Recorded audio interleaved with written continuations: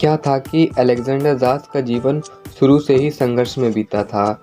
उन्होंने शक्तिशाली बनने की पूरी इच्छा दिखाई थी। उनके पिताजी चाहते थे कि वह शक्तिशाली ना बने बल्कि वह एक लोकोमोटिव इंजीनियर बने, लेकिन उन्होंने शक्तिशाली बनने का रास्ता चुना था और वह इसके लिए काफ़ी उन्होंने संघर्ष किया था।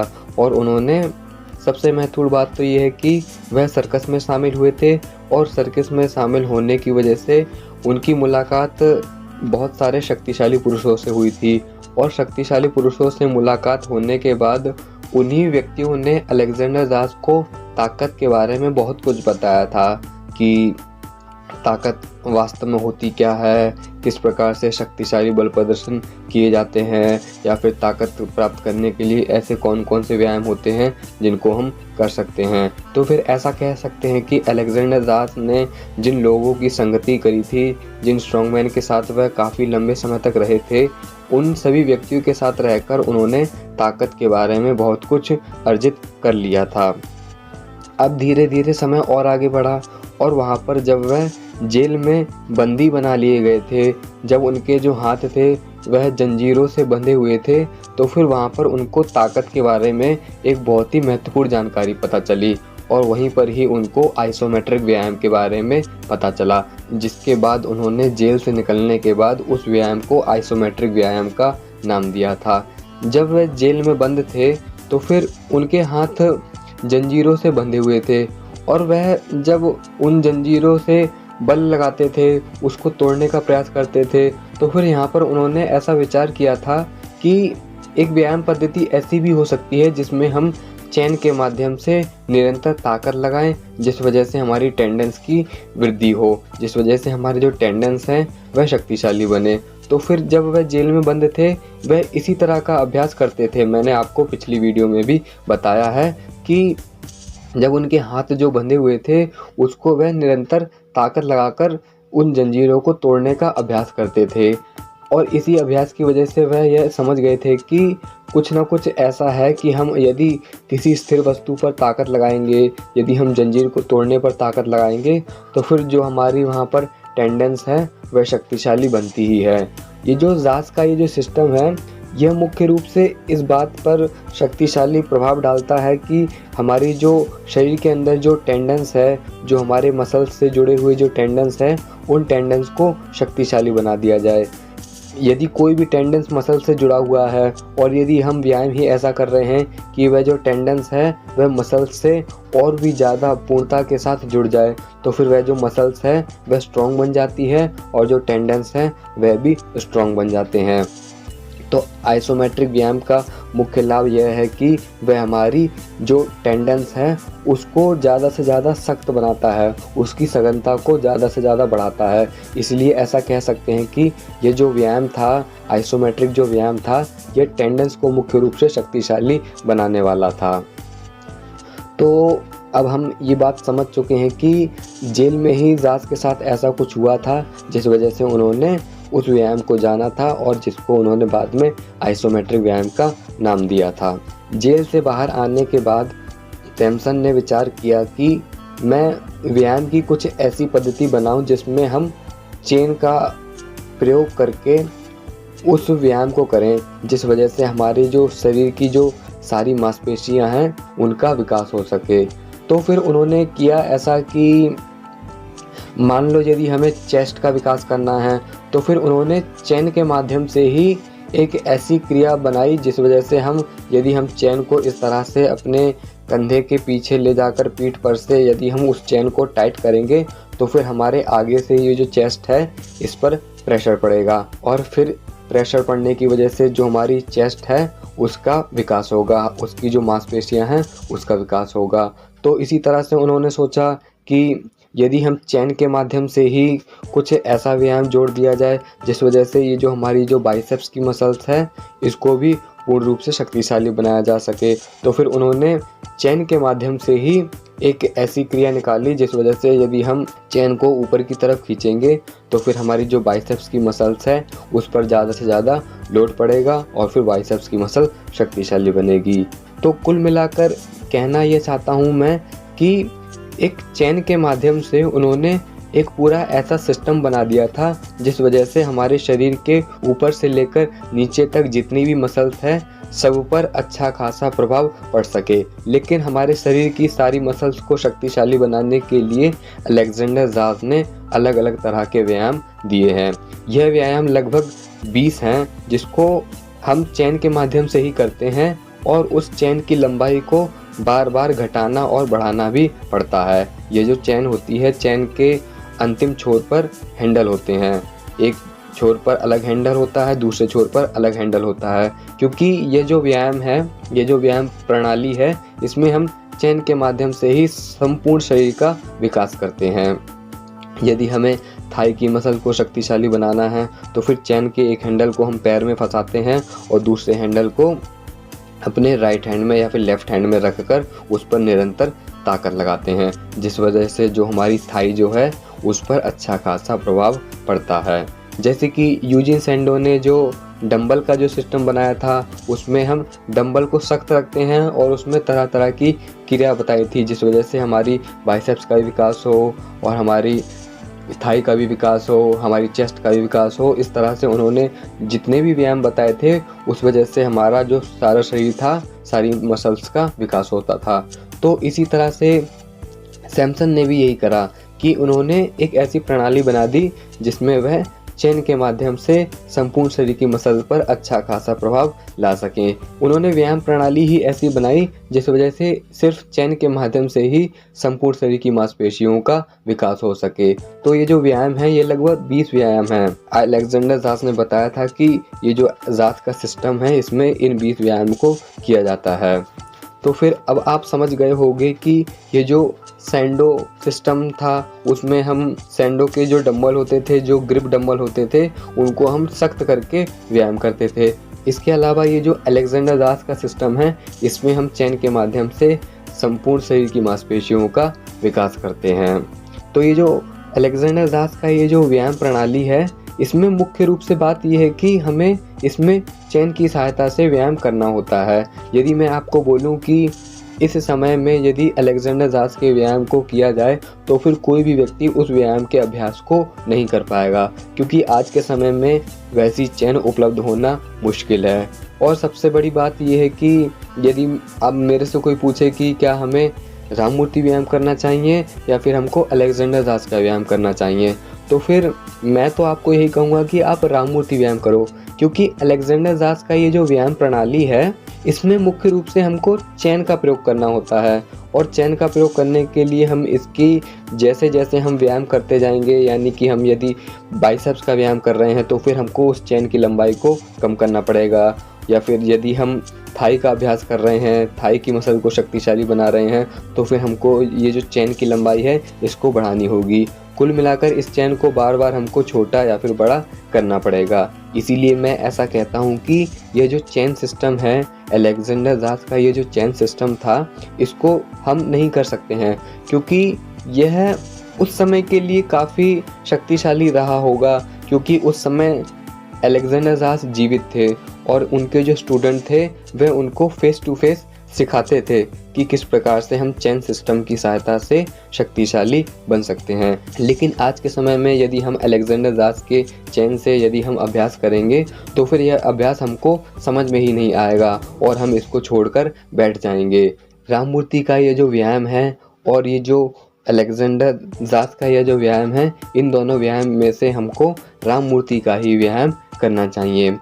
और सबसे बड़ी बात यह है कि ये जो अलेक्जेंडर जाज का ये जो चेन सिस्टम वाला ये जो व्यायाम है, इसमें हम जो ताकत लगाने की ये जो क्षमता है इस पर विशेष रूप से ध्यान देते हैं। इसमें यदि हम 60 से 70% ताकत लगा रहे हैं तो फिर वहाँ पर हम 15 से 20 सेकंड तक ही निरंतर ताकत को लगाते हैं। यदि हम पूरी 100% ताकत लगा रहे हैं इस व्यायाम में तो फिर हम सिर्फ और सिर्फ 2 या फिर 1 सेकंड तक ही निरंतर ताकत को लगाते हैं।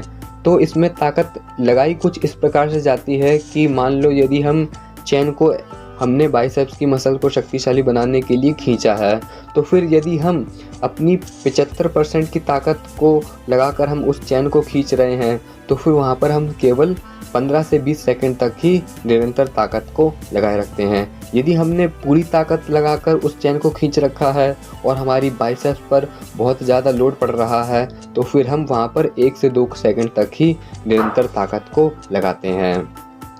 तो जाज अपने सिस्टम में बताना ये चाहते हैं कि हमको यदि पूरी ताकत का यूज़ कर रहे हैं तो फिर हमको सिर्फ 1 से 2 सेकंड तक ही ताकत को लगाना है, और यदि हम 75% ताकत यूज़ कर रहे हैं, यानी कि हमारे पास ताकत तो खूब है लेकिन उसमें से हम सिर्फ 75% की ताकत का यूज़ कर रहे हो उस व्यायाम को करने में, तो फिर हम ये जो रेपिटेशन करेंगे अलेक्जेंडर जाज वाले व्यायाम की, उसमें हम केवल 15 से 20 सेकंड तक ही निरंतर ताकत को लगाते हैं। तो फिर जब मुझे यह बात पता चली कि इसमें हम ताकत लगाने पर विशेष रूप से ध्यान देते हैं, तो इसका निष्कर्ष ये हुआ कि राममूर्ति का यह जो व्यायाम है और अलेक्जेंडर जाज का यह जो व्यायाम है, इसमें ज़मीन और आसमान का फ़र्क है। क्योंकि राममूर्ति का जब हम व्यायाम करते हैं तो फिर उसमें हम यह विचार करते ही नहीं हैं कि हमको ताकत कितनी लगानी है और कितने समय तक लगानी है। क्योंकि राममूर्ति का ये जो व्यायाम है, इसमें यदि हम दंड और बैठक लगाते हैं तो फिर हम वहाँ पर अपनी ताकत लगाने की क्षमता को मैक्सिमम से मैक्सिमम 5 मिनट या फिर 5 से 7 मिनट तक ले जाते हैं। लेकिन यहाँ पर अलेक्जेंडर जाज का ये जो व्यायाम है, यहाँ पर सिर्फ और सिर्फ वह कहते हैं कि 15 से 20 सेकंड तक ही निरंतर ताकत को लगाओ। तो फिर कहाँ हम 5 मिनट तक ताकत लगाने की क्षमता को बढ़ाना चाहते हैं और यहाँ पर जाज कहते हैं कि 15 से 20 सेकंड तक ही निरंतर ताकत को लगाओ।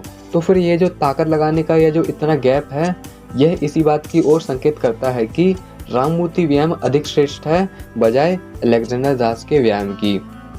क्योंकि यह जो सिस्टम है, जितने भी स्ट्रॉन्गमैन हुए हैं, सबके अलग अलग सिस्टम थे और सारे सिस्टम हमको लाभ देते हैं। इसलिए मैं कहना यह नहीं चाहता हूँ कि जाज का व्यायाम खराब है और राममूर्ति व्यायाम अच्छा है, बल्कि मैं आपको सच्चाई बता रहा हूँ कि हमको अपनी जो पावर है वह अनलिमिटेड स्टेज तक ले जानी है। यानी कि ये जो हमारी ताकत लगाने की जो क्षमता है, इसको हमको राममूर्ति व्यायाम के माध्यम से 5 मिनट तक लेकर जाना है। और यदि हम जाज वाला व्यायाम करते हैं तो फिर हमारी जो ताकत लगाने की क्षमता है वह केवल और केवल 1 से 2 सेकंड तक या फिर 15 से 20 सेकंड तक ही रह जाएगी। इसलिए यहाँ पर ये जो राममूर्ति व्यायाम है, यह अधिक श्रेष्ठ है। ऐसा इसलिए है क्योंकि जब हम राममूर्ति व्यायाम करते हैं तो फिर वहाँ पर हमको सिर्फ दंड और बैठक ही लगानी होती है। हम दंड और बैठक में ही अपने अधिक से अधिक समय को बढ़ाते जाते हैं और दंड बैठक से ही हमारा जो पूरा शरीर है वह प्रभावशाली बनता है। यानी कि यदि हम जाज के व्यायाम को देखें तो फिर वहाँ पर हमको 20 तरह के व्यायाम करने होंगे। कभी चैन को ऐसे करो, कभी चैन को ऐसे करो, कभी चैन को इस दिशा में लाओ, फिर उसको केवल 15 से 20 सेकंड तक ही ताकत लगाए रखो। तो फिर ये जो जाज का व्यायाम है, यह कम श्रेष्ठ मुझको नज़र आता है बजाय राममूर्ति व्यायाम के। क्योंकि ये जो जाज का व्यायाम है, यह हमारी ताकत लगाने की क्षमता को लिमिटेड बना रहा है, और वहीं ये जो राममूर्ति व्यायाम है, ये हमारे ताकत लगाने की क्षमता को बहुत ही अनलिमिटेड लेवल तक ले जा रहा है, जहाँ पर हम बहुत ही सुपरनेचुरल, जहाँ पर हम बहुत ही स्ट्रॉन्ग बन जाते हैं। तो इसीलिए मैं कहना यह चाहता हूँ कि यह जो जाज का ये सिस्टम है, यह इतना प्रभावशाली नहीं रहेगा बजाय राममूर्ति व्यायाम के। यदि हम राममूर्ति व्यायाम करेंगे तो फिर वहाँ पर हम ज़्यादा से ज़्यादा स्ट्रॉन्ग बनते हैं। और मेन बात तो ये है कि उसमें हमको रेपिटेशन तरह तरह की करनी पड़ेगी। चेस्ट के लिए अलग एक्सरसाइज करनी पड़ेगी, बाइसेप्स के लिए अलग एक्सरसाइज करनी पड़ेगी, ट्राइसेप्स के लिए अलग एक्सरसाइज करनी पड़ेगी। लेकिन ये जो राममूर्ति व्यायाम है, यह हाथी के पैर की तरह है। इसमें बंदर का भी पैर समा जाएगा, शेर का भी पैर समा जाएगा, चीते का भी पैर समा जाएगा। यानी कि यह जो राममूर्ति व्यायाम है, यह गुणों की खान है। इसमें हमको सिर्फ दंड और बैठक लगानी होती है और उस दंड और बैठक में ताकत लगाने के समय को बढ़ाना होता है। तो अब आप समझ रहे होंगे कि मैं कौन से व्यायाम को श्रेष्ठ बता रहा हूँ और श्रेष्ठ क्यों बता रहा हूँ। क्योंकि यह जो अलेक्जेंडर जाज का यह जो व्यायाम है, यह मुख्य रूप से हमारी टेंडेंस को शक्तिशाली बनाता है। यदि हम अलेक्जेंडर जाज का व्यायाम करते हैं तो फिर हमारी जो टेंडेंस है वह शक्तिशाली बनती है। मतलब कि हम शक्तिशाली तो बनते हैं, हमारे शरीर की मांसपेशियां बढ़ती तो हैं, लेकिन यह इतनी अधिक नहीं बढ़ पाएंगी जैसा कि हम सोचते हैं कि हमारा वज़न बढ़ जाए पूरी तरह से, ऐसा बिल्कुल भी नहीं होगा। क्योंकि ज़ास जो थे वह 63 किलो के थे और जब उन्होंने पूरे चरम पर आ गए थे तब उनका वज़न जो था वह 73 किलो हो गया था। 73 किलो वज़न आने के बाद वह पूरी तरह से शक्तिशाली तो बन गए थे, लेकिन उससे अधिक वज़न का विकास नहीं हो पाया था। क्योंकि यह जो आइसोमेट्रिक व्यायाम जो है, यह हमारी टेंडेंस को शक्तिशाली बनाता है और मसल को भी शक्तिशाली बनाता है, लेकिन जो मसल्स हैं वह विकसित नहीं हो पाती हैं। मतलब कि हम ऐसा कहें कि हमारी जो शरीर का ये जो वज़न है ये 40 से 80 किलो हो जाए या फिर 90 किलो हो जाए, तो फिर ऐसा होना कठिन है। क्योंकि ये जो आइसोमेट्रिक व्यायाम है ये हमारी टेंडेंस को शक्तिशाली बनाता है, इसलिए यह हमारा वज़न इतना अधिक नहीं बढ़ा पाएगा जितना वज़न हमारा राममूर्ति व्यायाम को करने से बढ़ेगा। बाकी यदि किसी की विल पावर बहुत ही स्ट्रांग हो तो फिर वह तो कुछ भी कर सकता है, तो फिर वज़न बढ़ाना कौन सी बड़ी बात है। तो फिर ये जो ज़ास का ये जो सिस्टम है, ये इसने ज़ास को 73 किलो का वज़न प्रदान किया था। यानी कि ज़ास ने जब ये जो आइसोमेट्रिक व्यायाम करी थी तो फिर वह अधिक से अधिक 73 किलो तक पहुंच पाए थे, क्योंकि वह पूर्ण रूप से शक्तिशाली तो बन गए थे और वह तरह तरह के शक्तिशाली बल प्रदर्शन कर लेते थे, क्योंकि यह टेंडेंस की वजह से हो पाया था। उनके जो टेंडेंस थे वह पूरी तरह से शक्तिशाली बन गए थे और उनका वज़न भी था वह बढ़ गया था। तो ज़ास का ये जो सिस्टम है ये हमारी टेंडेंस को तो शक्तिशाली बनाता है और मांसपेशियों का वज़न भी बढ़ाता है, लेकिन यह इतना अधिक वज़न नहीं बढ़ा पाएगा। क्योंकि एक जो बुक थी वहाँ पर भी मैंने ऐसा पढ़ा था कि ये जो आइसोमेट्रिक सिस्टम है ये हमारे वज़न को इतना अधिक नहीं बढ़ाता है। ये हमको शक्तिशाली तो बनाता है, हमारी टेंडेंस को तो शक्तिशाली बनाता है, लेकिन यह हमारे वज़न को इतना अधिक नहीं बढ़ाता है। ठीक ऐसा ही ब्रूस ली के साथ हुआ था, क्योंकि ब्रूस ली भी जो थे वह आइसोमेट्रिक व्यायाम करते थे और ब्रूस ली का वज़न जो है वह आप जानते हो कि इतना अधिक नहीं है। बाकी उनका ये जो शरीर है यह काफ़ी फुर्तीला था, स्ट्रॉन्ग भी था और तो और वह पूरी तरह से फुर्तीले थे, चुस्त थे, दुरुस्त थे। तो वहाँ भी ऐसा ही हुआ था कि उन्होंने आइसोमेट्रिक व्यायाम से अपनी सारी टेंडेंस को शक्तिशाली बना लिया था। उनके अंदर स्पीड भी आ गई थी, स्ट्रॉन्ग भी बन गए थे, लेकिन ये जो मांसपेशियाँ हैं यह इसको इतना अधिक सुगठित नहीं करता है जितना राममूर्ति व्यायाम कर देगा। इसकी वजह यह है कि राममूर्ति व्यायाम में जो है हम वहाँ पर निरंतर ताकत लगाते हैं और ताकत लगाने के साथ साथ हम ये जो रिपीटेशन है, इसमें ये जो दोहराव हो रहा है, इसमें हम बहुत ही धीरे धीरे इस व्यायाम को करते हैं। व्यायाम को धीरे धीरे करने की वजह से ही हमारी जो मांसपेशियां हैं वह ग्रो करती हैं। बल्कि यह है कि हम जब दंड और बैठक लगाते हैं तो फिर हम इसमें अपने समय को बढ़ाते हैं। यदि हम दंड 1 मिनट की कर रहे हैं तो फिर उसको 1.5 minute, 2 minute, 3 minute, 4 minute, 5 minute तक ले जाते हैं। तो फिर वहाँ पर जो हम व्यायाम है उसको बहुत ही धीमे धीमे हम करते हैं। और व्यायाम का सूत्र भी यही कहता है कि जब हम व्यायाम धीरे धीरे करते हैं तो फिर हमारी सारी मांसपेशियों पर असर पड़ता है।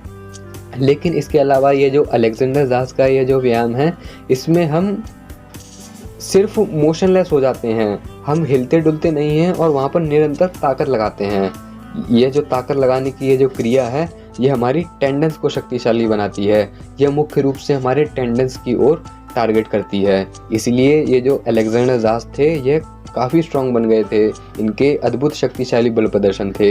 यह इसी वजह से संभव हो पाया था।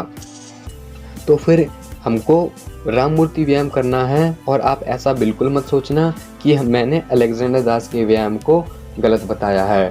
सच कहूँ तो ये है कि जितने भी ये जो सिस्टम हुए हैं, चाहे वह यूजिन सैंडो का व्यायाम हो या फिर अलेक्जेंडर ज़ास का व्यायाम हो, इन व्यायामों में कुछ ना कुछ कमियां हैं ही। जो कमियां थी वह यही थी कि उसमें हमको ग्रिप जो डंबल है उसमें हमको उस ग्रिप डंबल को ताकत लगाकर व्यायाम करना होता था। तो फिर कुछ समय के बाद ऐसा होता था कि जब हमारी ताकत लगाने की क्षमता अच्छी खासी बढ़ जाती थी तो फिर उसके जो ग्रिप में जो स्प्रिंग होती थी उसको भी हमको बार बार हटाना पड़ता था, क्योंकि स्टार्टिंग में तो वह हमको डंबल बहुत ही स्ट्रॉन्ग लगेगा, क्योंकि उसकी जो स्प्रिंग है उसको दबाने में हमको कठिनाई होगी। लेकिन जैसे जैसे हमारा अभ्यास बढ़ जाता है तो फिर उस ग्रिप को दबाना, उस स्प्रिंग को दबाना हमारे लिए आसान हो जाता है, और फिर कुछ समय के बाद उस स्प्रिंग को भी बदलना पड़ता था। तो फिर उससे अच्छा तो हमारा ये है कि हम अपने हाथों को ही टाइट कर दें और वहाँ पर निरंतर ताकत लगाए रखें। ना वहाँ पर हमको ग्रिप हटाने की ज़रूरत पड़ेगी और ना वहाँ पर हमको नया स्प्रिंग डालने की ज़रूरत पड़ेगी।